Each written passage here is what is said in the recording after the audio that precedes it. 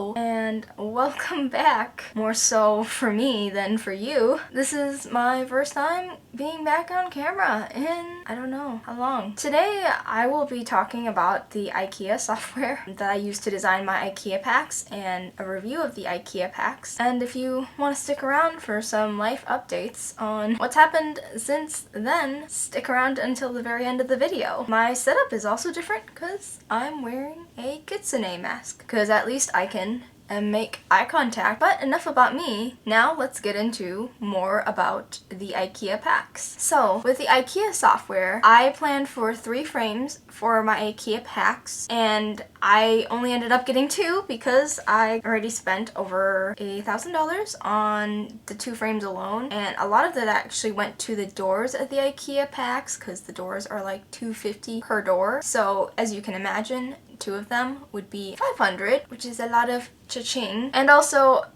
the third one would have been for that garment rack, which is behind me, but I don't really feel like I have a need for it as of yet. Until I can muster up the funds, I don't think I should get another one anytime soon. I use the Ikea software to design everything, and I didn't have a dresser, so I took the little bins that I had been using to hold my folded clothes and measured it out to figure out how many drawers I needed, and I wanted more hanging space rather than folded clothes, so I went with the least amount of dressers as I could muster.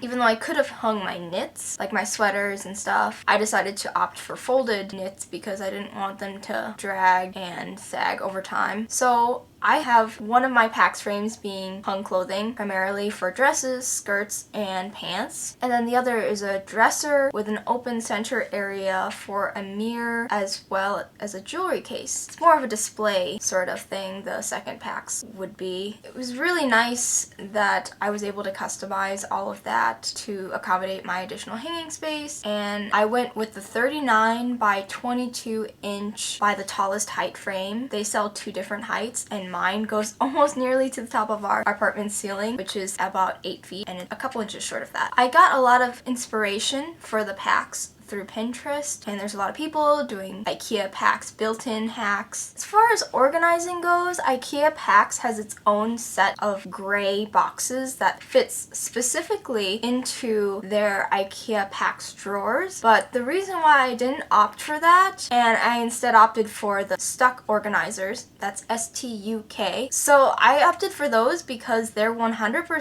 recycled plastic, which the gray ones for the packs did not say if they were, and also the stuck ones have a clear little insert on the outside of them, which allows you to put in a piece of paper and label the box itself to what contents are inside, which I thought was amazingly handy because if you rent a space or you're moving around, you can just wrap that up and then take it with you to the next place you're moving, and you'll know exactly what the contents are inside from the outside of the box. And also it helps that they're 100% recycled plastic, so you don't feel like you're doing something dirty to the environment, which the gray ones feel like that to me because they're felt. And if you have researched felt, you know that most of the time felt is not made from wool. A lot of times it's made from synthetic fibers. What do you do when you toss out those items? It goes to the landfill. I mean, you can sell them to a certain point or give them away and donate them, but eventually it'll end up in the landfill unless there's something to divert that process. I feel a lot better using the stuck organizer.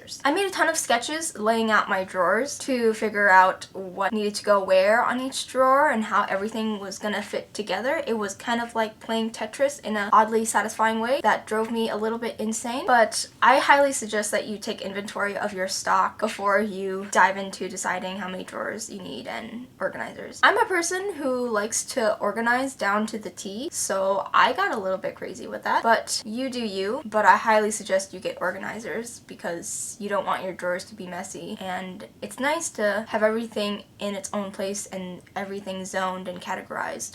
So let's move on to the pros. As far as I can tell, there's not really many custom organization tools like the Ikea packs out there. The closest one I can think of off the top of my head is the Alpha, which is the Container Store's version of the Ikea packs.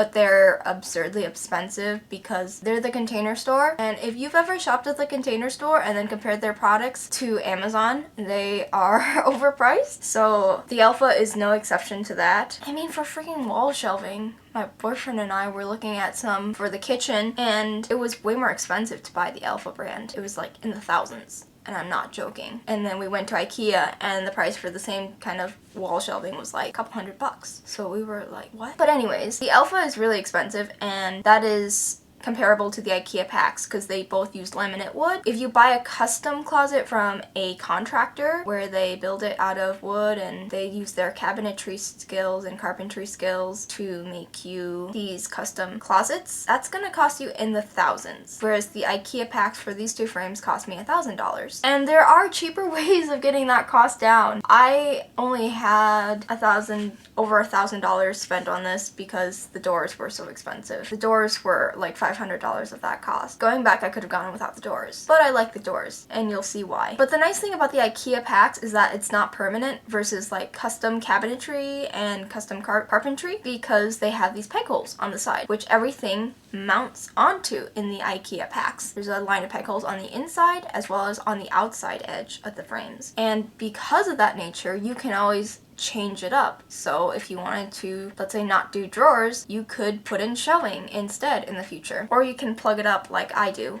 around my mirror case. The other thing that I really love about the Ikea Pax is the luxurious details in the design, such as the soft close hinges, which are like chef's kiss, as well as the soft closed doors. I think that's like a level above that they even do the doors. But there's also the lights, the integrated lighting system. That's really amazing because instead of multiple lines of lights plugging into the outlet, they only have the multiple lines going to one driver, and then that driver is a single cord that goes into the outlet. So that's actually really amazing because you could have like several lights on your packs going on at the same time, and they are motion sensing. So they are somewhat of a smart light, and I say motion sensing as I will get to in the cons part, but it's still a smart lighting system, and I applaud Ikea for that. As well, the Ikea Pax has like this beautiful jewelry tray that you can integrate into your closet, and it's such a beautiful thing.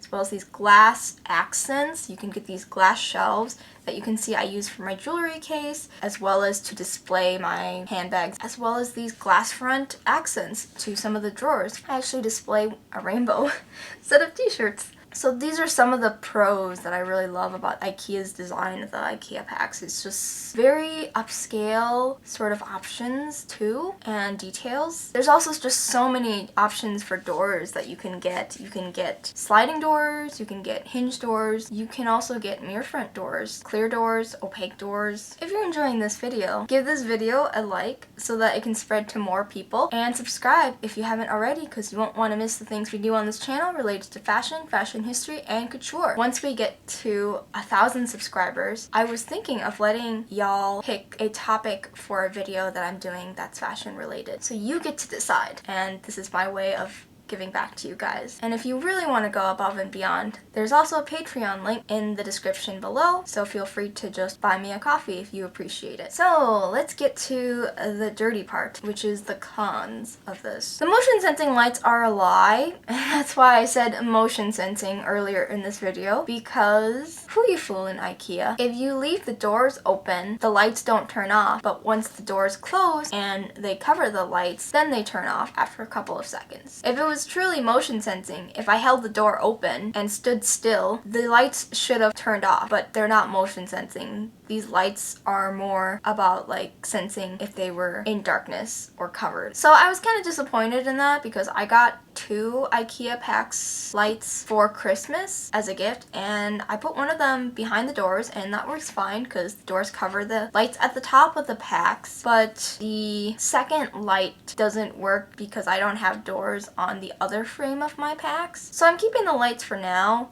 because I feel like I will need them in the future if I decide to put another light further down on the one with the hinge doors, or when I get the 3rd frame for this, which I plan on getting doors, because then I'll have the mirror one in the center and then the 2 Paxes on either side, and both of them have doors. But you have been warned that these lights are not motion sensing, so don't believe that. I also wish the lights were vertical rather than having to run horizontally, because I feel like it would better light up the things inside rather than only having top light. Having side light would then help cover more area, because this is an 8-foot tall Ikea Pax frame, and if you only have lighting at the top, it's not going to reach all the way to the bottom. So that's why. The doors, like I mentioned earlier, are absurdly expensive. Everything else in the Ikea Pax is pretty affordable.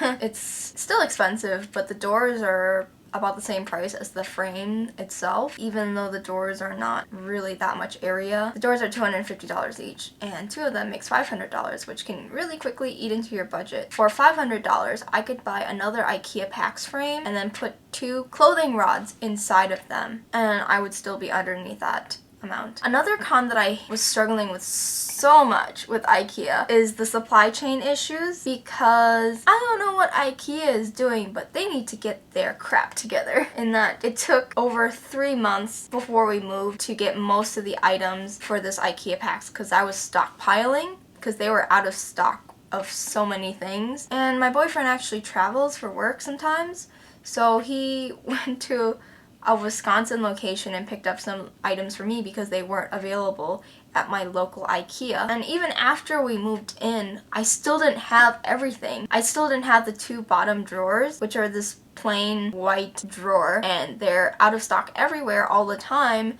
because everyone is buying them, because they're the most basic thing that you can get for an IKEA Pax is just those plain white drawers. I even looked into the frame drawers and those weren't available at all either. So I had to ask my friend in Utah if she would be willing to ship them to me, and I offered to pay for the shipping, but then magically they came back in stock at my store, and then I didn't have to pay for shipping, thankfully. But to be warned that if you are going to embark on this journey and you have a very specific criteria of how you want your thing to look, like I am, you are potentially going to have to wait for a really long time. Another thing that was out of stock was the pull-out hooks, and they were literally out of stock everywhere in the US except for 1 store, and at that point you know that it's not going to come back to your store anytime soon. So I just bought a third-party version off of Amazon for a little bit more, spray painted it white, and then spray painted that with a clear enamel that's meant for outdoor use, and I've been using it ever since to hold my hats and other things that I'm too lazy to fold, and I just chuck it on there until I am ready to fold it, and it keeps my things tidy because it's not lying on the ground everywhere. And it also uses some dead space that I have in the room. Another con is the limitation of where you can put your drawers and other inserts for the IKEA Pax if you get the hinged doors, because the doors attach at very specific place on the peg holes. You can't put any drawers in those areas because then they interfere with the door placement. So at the bottom of the packs I have with those doors, I have a mesh basket, but the mesh basket is just barely above the connection point for the hinge door, and that's why it works. If I were to try to put doors on my second IKEA Pax, that would not work because the connection points of the doors to the peg holes would interfere with the drawers. One thing I was really disappointed with the IKEA Pax is that they discontinued the wood finish. They also used to have a black wood sort of finish, and now they just have white. You can still find some of these items on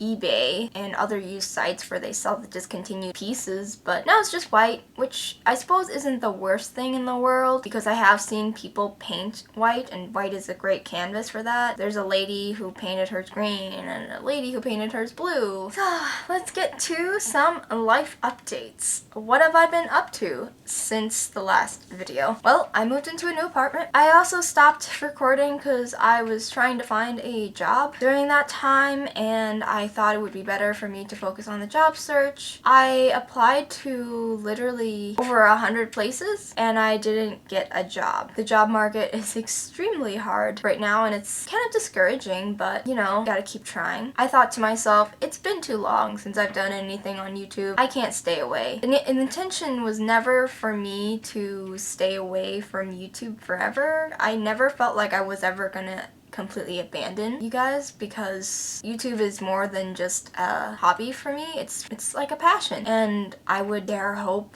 that one day this grows into a full-time job. It really does take me away from the mundaneness of my day job because this is more aligned with my true passions. Part of me considers changing careers to apparel, but I'm not sure about that yet. I'm still doing kind of research on that. And where I live, the industry doesn't look too great. And my boyfriend has a really great job here. I'm happy for him. I wouldn't want to move states just for that. And I feel like even if I did get a job in the apparel industry, I'd still prefer doing YouTube more, but we'll see where this goes. I'm kind of trying to find a place in my life right now where I'm happy and content with the work that I'm doing, and previously at the job that I worked at, I was not too happy. So I'm just trying to do the best I can and figure out where to go next. This channel is a real joy for me, and I hope it is for you too. I was a little bit burnt out around the time I was doing my videos a while ago because I was in my last semester of my master's thesis. I was also putting in 15 to 20 hours of video time for scripting, recording, and editing, along with a 20-hour job I was doing part-time while being full-time in school. And then that's not even including the time I was putting into Instagram, trying to put out at least 3 posts a week, even though it was difficult at times. It was a very difficult time in my life. But now that I'm back, I'm hoping to simplify my videos to the bare content more and explore where my channel may evolve and change in the future. I'm not sure if I'll be starting the Instagram up again anytime soon because it did take a lot of work, and I'm trying to take things bit by bit right now as I'm going through a lot of changes in my life. But I want you guys to stick around to see what happens next. If you guys like this video, give this video a like so it can spread to more people because likes are free. And if you guys help me get to 1,000 subscribers, I'll let you guys pick the next video topic. If you'd like to support this channel even further, there's a Patreon, so feel free to buy me a coffee. And until next time, I'll see you guys all later.